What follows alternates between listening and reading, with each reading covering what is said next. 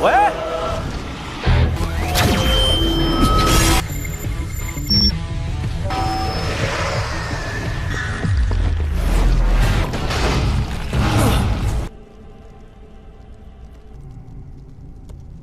你打我，精灵鬼！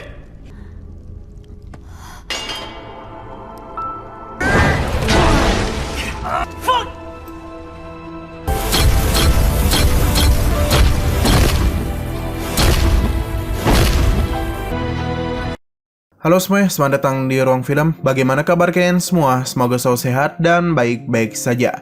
Pada hari ini kita akan melanjutkan Donghua ke Night on the Berries episode 7 sampai 8. Di bagian sebelumnya, Jiu bersama Gray mencoba untuk pergi ke Menara Kristal Hitam.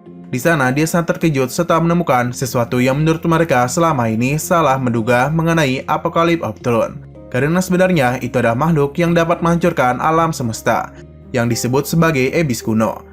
Di waktu yang sama telah terjadi peperangan antara para monster pasukan Abyss kuno melawan Kristal Chang'an. Sementara itu, Shenmue dan teman-temannya sukses melabui Cliti, sehingga mereka pun berhasil membawa pesawat mereka kabur dan meninggalkan Cliti sendirian. Scene lanjut di pesawat pedal baru, Shenmue sangat senang karena berhasil menipu dan meninggalkan Cliti sendirian di pangkalan. Di perjalanan ini, mereka secara tidak sengaja berpapasan dengan para monster terbang. 如果他对咱客气，对喽。哎，去7号船坞还有多久啊？当前。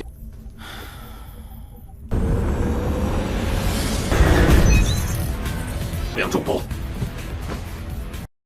Oleh karena itu, Shenmue pun memutuskan untuk menaikkan kecepatan dan sedikit menurunkan ketinggian pesawat untuk menghindari para monster.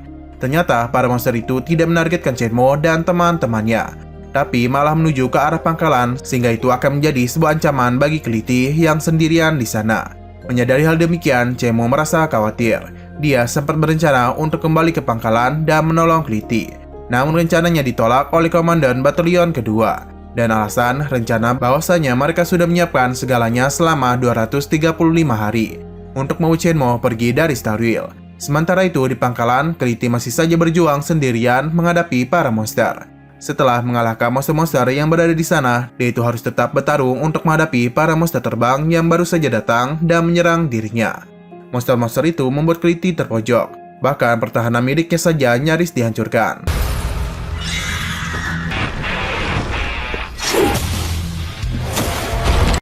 Di waktu yang sama dan saat melanjutkan, Shenmue dan teman-temannya pun datang untuk membantu dan menggunakan senjata pesawat mereka untuk menembaki para monster itu. Setelah itu semua, mereka membuka bagasi belakang agar Cliti dapat masuk ke dalam pesawat. Naasnya, secara tiba-tiba muncullah sebuah serangan dari jarak yang jauh yang membuat pesawat mereka jatuh dan tak dapat terbang lagi. Karena gugurnya pesawat, Shenmue sempat terpental keluar. Untung saja di saat yang tepat, Asura itu sempat menolongnya. Keadaan yang kacau membuat Shenmue dan Asura harus bersembunyi. Sedangkan Komandan Batalion kedua dan Clever Ghost secara terpisah terlihat sedang menyerang para monster.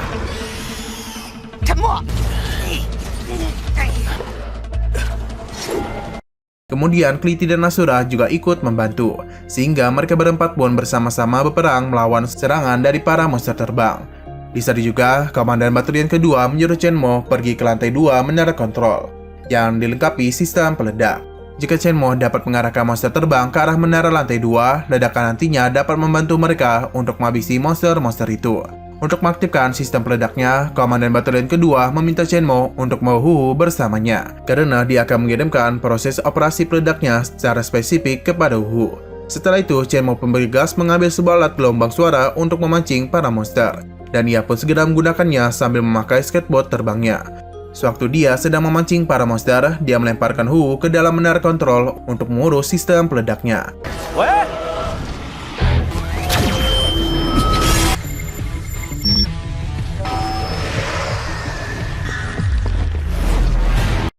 Setelah berhasil mengaktifkan sistem peledak, dalam waktu 10 detik, Shenmue membawa monster itu untuk masuk ke dalam menara kontrol. Ketika sisa 1 detik terakhir sebelum meledak, Shenmue pun segera pergi keluar dari menara. Naasnya, saat dia ingin membawa keluar Huhu, dia itu tak bisa menangkapnya. Kemudian terjadilah ledakan yang membuat Shenmue terpental. Di waktu yang sama, tampak Huhu rupanya sempat diselamatkan oleh Cliti.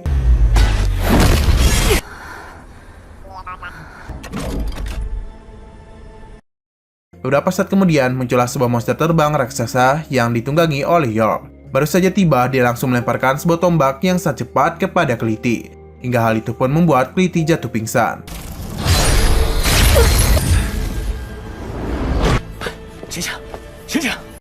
Lalu pasukan dari York memberikan serangan ke arah pangkalan dengan sebuah pelontar yang berupa api berwarna hijau. Karena serangan itu, Komandan Batalion kedua memerintahkan kepada mereka semua untuk segera memasuki hangar bawah tanah yang berada di dalam menara kontrol.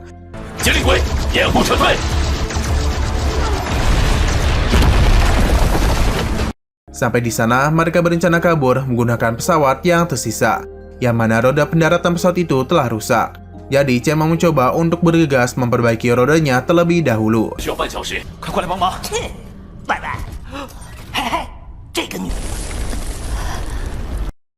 Tak berselang lama, mereka pun disusul oleh York yang hanya sendirian. Menyadari hal itu, Clipper Ghost langsung menembakinya. Namun, tak ada satu tembakan darinya yang mampu melukai York. Karena tak dapat menembus pertahanannya, Clipper Ghost pun terus saja menyerang. York pun melemparnya dengan sebuah tombak yang menembus dadanya hingga membuat Clipper Ghost hancur dalam sekejap. Getaran dari tombak York membuat orang-orang di sekitarnya terpental. Bahkan juga membuat Chen Mo tertimpa sebuah batu besar.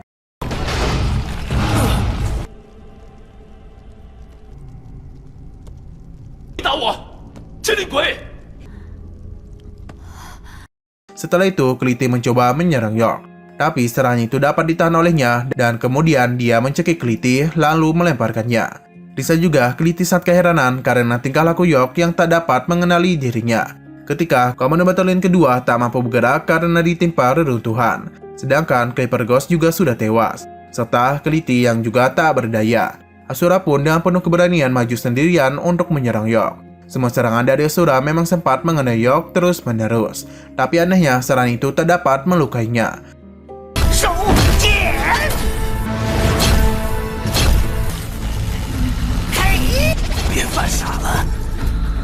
Kemudian York menangkap tinju dari Asura lalu membuat lengan dari Asura terputus.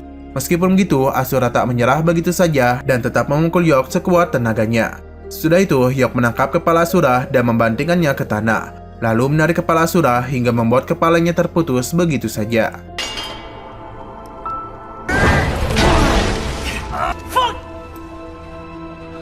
Kejadian itu sangat membuat Chen Mo terpukul. Dia pun menjadi sangat sedih hingga secara tiba-tiba sel di dalam tubuh Chen Mo berubah menjadi berwarna biru, yang secara mendadak membuat Chen Mo kembali menjadi bugar dan mulai menyerang York. Di saat yang bersamaan, lencana milik Ocarina yang ada pada Keliti tiba-tiba terbang sendiri ke arah Chen Mo, sehingga Chen Mo pun memakai kostum armor kesatria milik Ocarina. Pukulan dari Chen Mo mendadak menjadi sangat kuat, yang mana membuat York kewalahan untuk menghadapinya. Hingga pada akhirnya, Chen Mo yang sangat marah berhasil memojokkan York dan memukulnya terus-menerus tanpa ampun.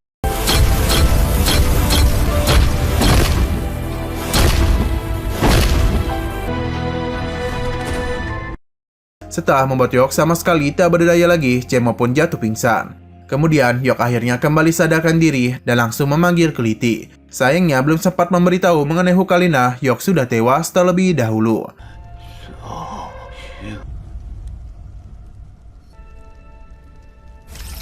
Singkat waktu, Chen Mo pun segera diperiksa. Diketahui kalau suhu tubuh Chen Mo sangatlah tinggi. Tekanan darahnya saja di luar batas dari yang dapat diterima oleh manusia pada umumnya.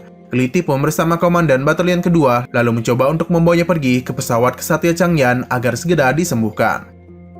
Setelah itu terjadilah scene flashback di mana Chen Mo dan Komandan Batalion kedua yang masih belum bertemu dengan Asura. Terlihat Chen Mo dan Komandan Batalion kedua datang ke sebuah sasana dan tujuan mencari sesuatu yang mereka butuhkan. Saat memasuki lebih dalam, mereka mendengar suara gemuruh di salah satu ruangan.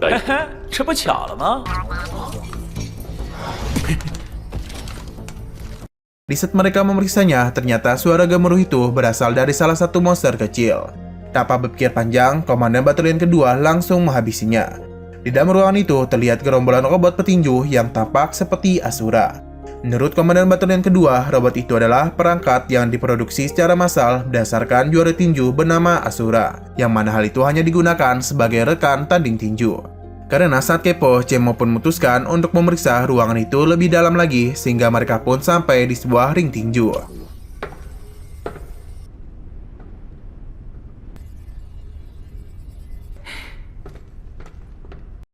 Di sana, Cemo mencoba berbicara dan berakting layaknya seorang pembawa acara yang menggunakan sebuah mikrofon tepat di tengah-tengah ring. Sementara itu, ternyata di sekitaran ring sudah ada banyak monster yang berdatangan dan berkumpul. Karena mereka mendengar suara dari Shenmue. Namun mereka semua tidak terlihat karena ruangan itu sangatlah gelap. Ketika Komandan Batalion kedua menghidupkan listrik di ruangan itu, tiba-tiba saja penghalang atau pembatas di sekitaran ring mulai diaktifkan. Bahkan lampu-lampu di sana mulai berhidupan. Cemo menjadi sangat terkejut dan merasa panik karena sudah banyak monster yang mengepung dirinya di tengah-tengah ring. Oleh karena itulah, Cemo berupaya bertahan dengan menembaki monster-monster yang masuk ke dalam ring. Hingga di saat pembatas ring hancur gara-gara monster yang berusaha masuk ke dalam ring, Cemo pun menjadi sangat terpojok, apalagi di saat itu dia telah terjatuh. Kemudian Cemo terbang melayang karena sepatu roket yang dia pakainya hidup secara tiba-tiba. Sehingga Cemo pun pergi keluar dari sasana, melewati atap yang bolong di ruangan itu. Sedangkan Komandan Batalion kedua juga bergegas kabur dari ruangan itu. Dia juga sempat membuat sebuah ledakan dengan sebuah bom yang dia lemparnya kepada kawanan monster. Untung saja mereka berdua sempat untuk keluar dari sasana.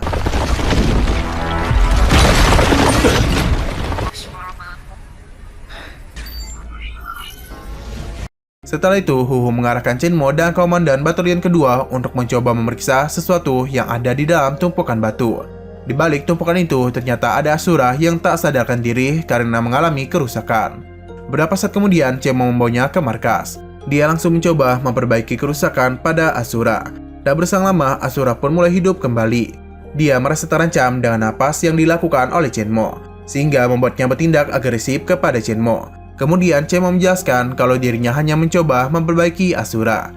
Menyadari dirinya sudah diperbaiki, Asura pun kembali memperbolehkan Shenmue untuk melanjutkannya. 真把我羞汗了。哎，悠着点啊。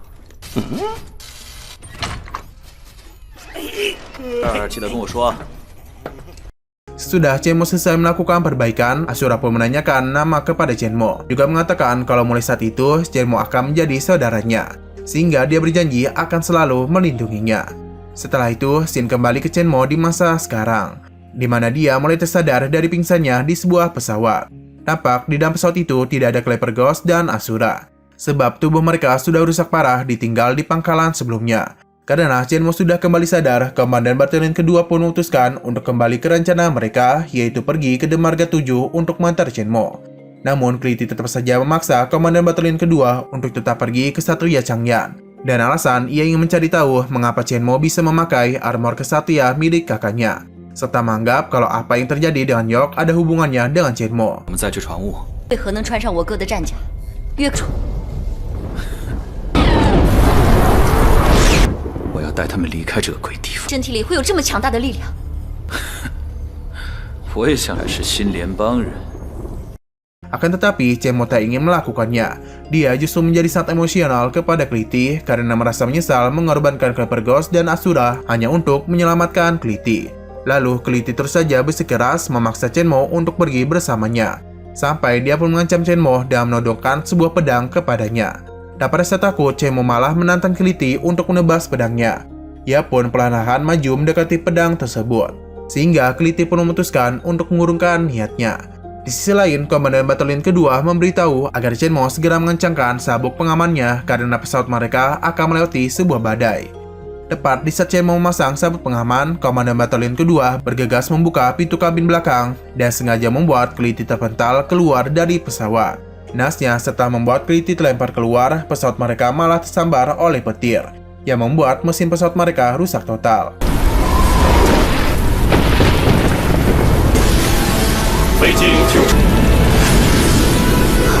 Di saat 15 detik sebelum benturan dengan tanah, Komandan Batalion kedua menyuruh Shenmue untuk segera pergi keluar dari pesawat menggunakan sepatu roketnya. Akan tetapi, dengan rasa persaudaraan Shenmue yang sangat tinggi, dia menolak keluar dari pesawat jika Komandan Batalion kedua tak ikut bersamanya keluar. Sementara itu, Clitty yang sudah tiba di daratan, dia bergegas untuk menghampiri pesawat federal baru yang baru saja terjatuh ke daratan. Di tengah perjalanannya, dia sangat kaget dan terkejut ketika melihat banyak mayat-mayat dari prajurit Kesatria Changyan yang bertebaran di sekitaran hutan. Hingga dia menemukan sebuah pesawat dari Kesatria Changyan yang telah dihancurkan total di sebuah dataran luas. 怎么会这样？